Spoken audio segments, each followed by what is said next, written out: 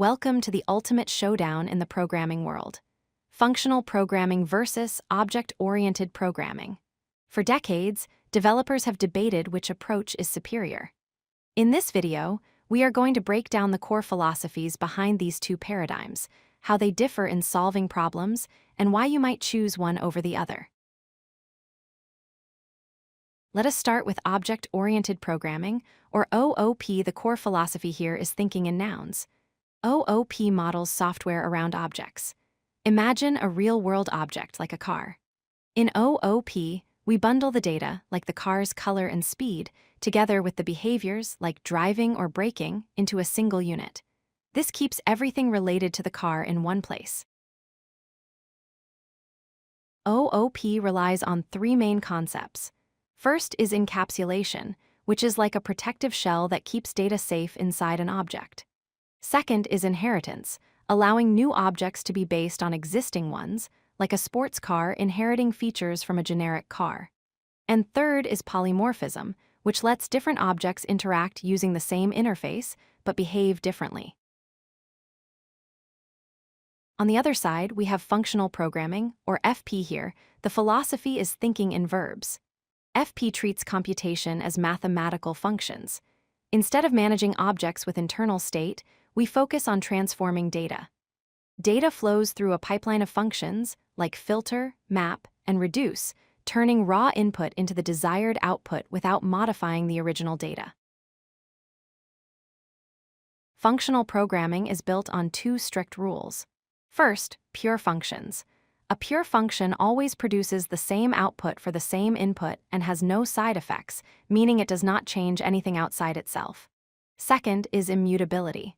Once data is created, it cannot be changed. If you need to update a list, you create a new copy with the changes, leaving the original distinct. The biggest difference between the two is how they handle state or the data in your application. In OOP, state is often mutable. You call a method on an object, and it changes the object's internal data. In functional programming, state is immutable. You pass data into a function, and it returns a brand new version of that data. This makes tracking changes much easier and predictable. Let us look at the code structure. In OOP, you organize code into classes. You define a blueprint, like a dog class, and then create instances of that class.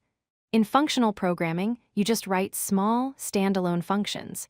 You create a data structure for the dog and a separate function to make it bark. The data and the logic are kept separate. So when should you use which? OOP is fantastic for modeling complex real-world systems, creating user interfaces, or game development where entities have internal states. Functional programming shines in data processing, high concurrency systems, and applications where bug prevention is critical, because the lack of changing state eliminates entire categories of bugs. The good news is that you rarely have to strictly choose one or the other. Modern languages like JavaScript, Python, Swift, and Rust are multi-paradigm. They allow you to mix and match. You might use objects to organize your application's high-level structure, but use functional principles within those objects to handle data logic safely. In conclusion, neither paradigm is strictly better. They are simply different tools in your developer toolkit. Understanding both object-oriented and functional programming will give you more ways to solve problems and make you a much more versatile and effective software engineer.